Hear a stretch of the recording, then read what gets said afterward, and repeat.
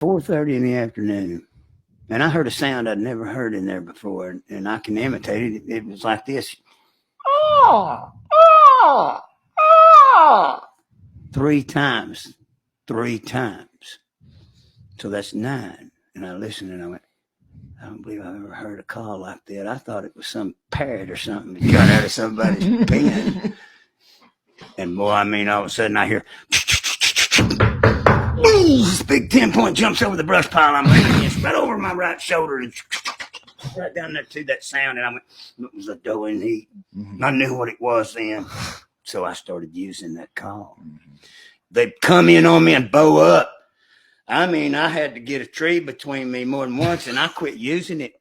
I was going to show my buddy Dennis Music in the Robert East once how effective that is. It drives them nuts. Mm-hmm. And so I was trying to clear the water out of my nose, had a north wind we were walking into all morning, and it was cold, and I was getting kind of watery nosed. And so before I did it, we walked up on this buck, and I thought this is the perfect chance to get him to see this.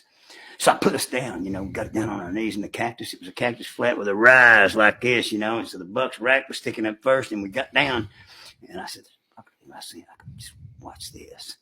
So before I did the doe call, I was just going to blow the water out of my nostril to kind of clear the deck, and I just went, and when I did that, that buck just right to us in 3 leaps. He closed 40 yards or so and got right in our face and just turned and leaped back out.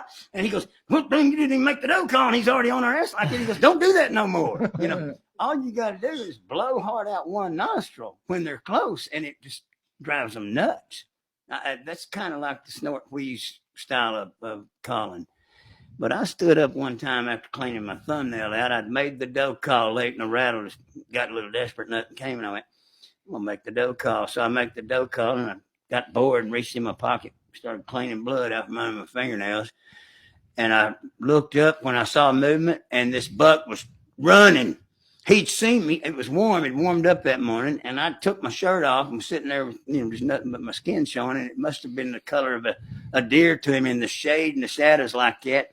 And boy, when he'd already heard the doe call, he was coming. When he saw me, he thought I was either buck or doe. He come running at me. Man, I had to stand up and get around behind this tree because I knew what was going down then. He was coming in full throttle. He was aggressive. And he just bowed. He come to me, and then he was looking confused, like, what the heck, And then he went, bowed up, put his rack out in front of his head. And I was like, this son of a bitch is going to jump my ass. I jumped behind these trees, and then finally I just went, ah, and yelled, jumped at him, and took off. I mean, you can get them so turned on, you're in danger. And I've done it before, and then I went, what did I do that again for? Get another one right back on me and be in jeopardy. And I've got to quit doing that. I can't use that doe call. It works them up too much. It's far greater the influence on them than the rattle. They think the girl's ready then. It's, sweetheart, I'll be right there. Charlie gave the best